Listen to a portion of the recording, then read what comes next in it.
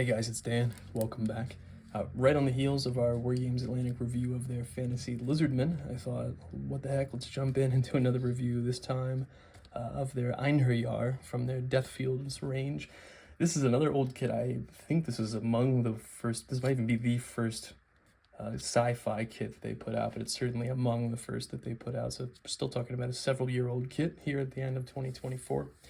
And this, in fact, was, I don't want to say so old, but old enough that this was released, I believe, prior to Games Workshop releasing their Leagues of Votan, wink wink, not squats faction.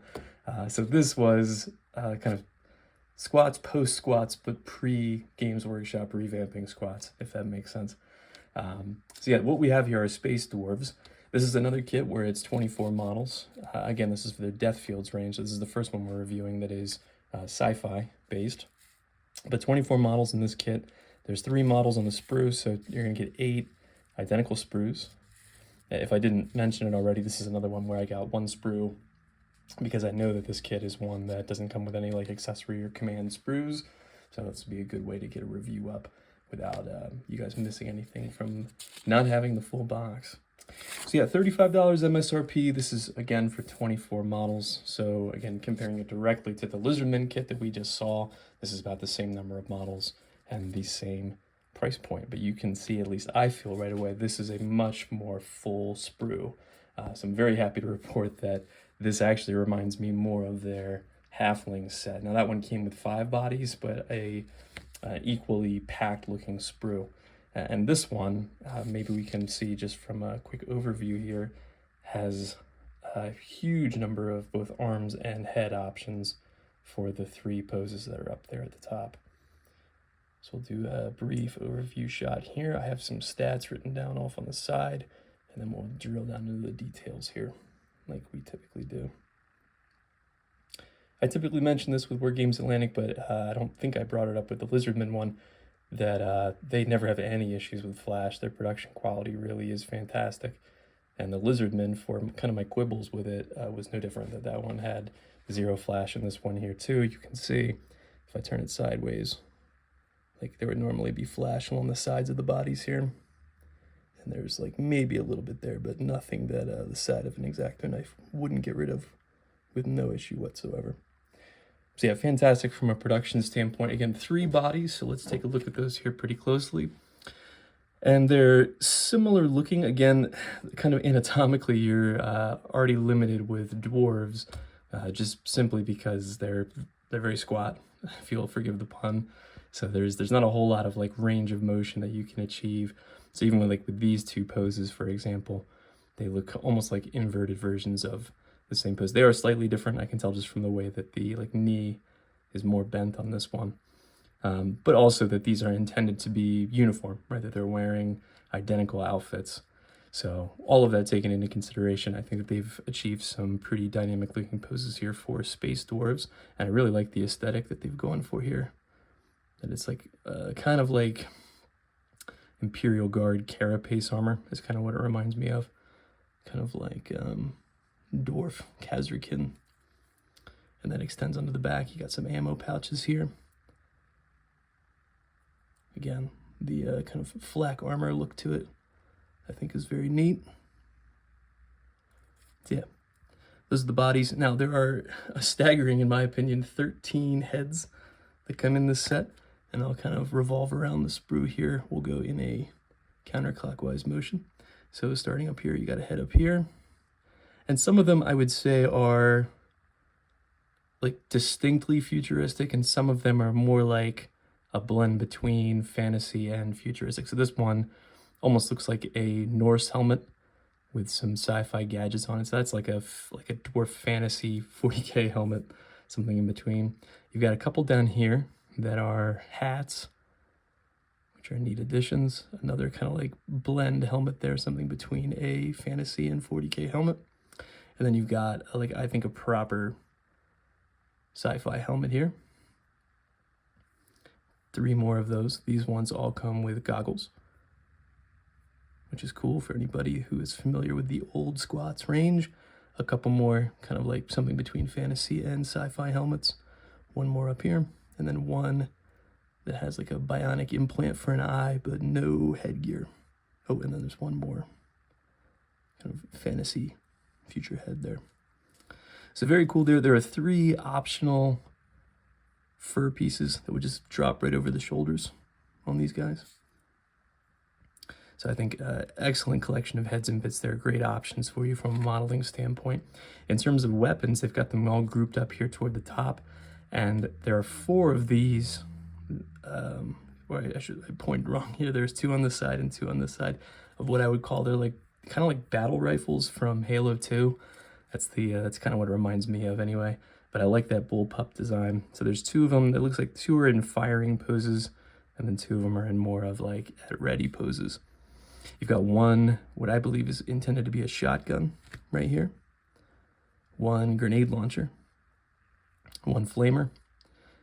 And then 1, what I'm going to call a plasma gun right here. And I really like the design that they've gone for. Frankly, for all of the weapons here, I find them all to be very convincing, especially even just like the standard rifle that they've come up with here. I think that's absolutely what a space dwarf would be wielding. So those look really cool. They actually included a number of close combat weapons as well.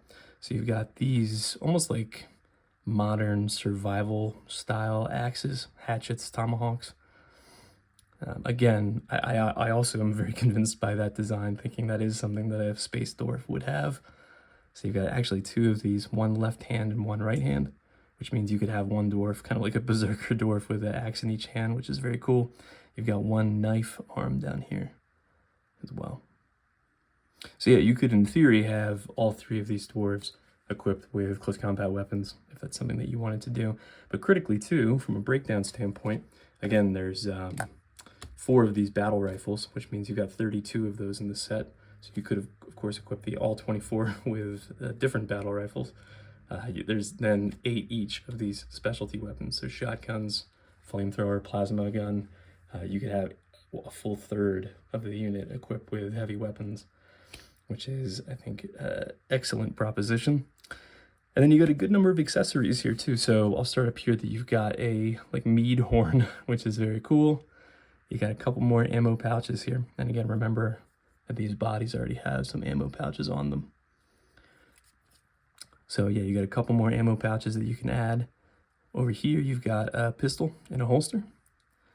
And then you've got 2 close combat weapons that are sheathed. Again, 1 version of the axe, 1 of this dagger. And then you've got a shield, which is just a neat addition for space dwarves. And then kind of like a Vox caster backpack. And then over here, you've got some supplemental arms for the weapons up here. So yeah, I think this is a fantastic kit from a design standpoint. I'm really impressed by this, especially considering how old this set is. This is among one of the first ones that they put out. And so as a result, the only thing that it suffers from, I find like some of the beards to be a little bit shallow in terms of sculpting compared to what I know like Wargames Atlantic has put out recently. And also, I mentioned in the last review that I did, but what they do currently with their new kits is they will link up the left and the right arm. It'll be like R1 and then L1. Whereas with this kit, you can see there's a little bit of guesswork involved to figure out which left arm goes with which right arm.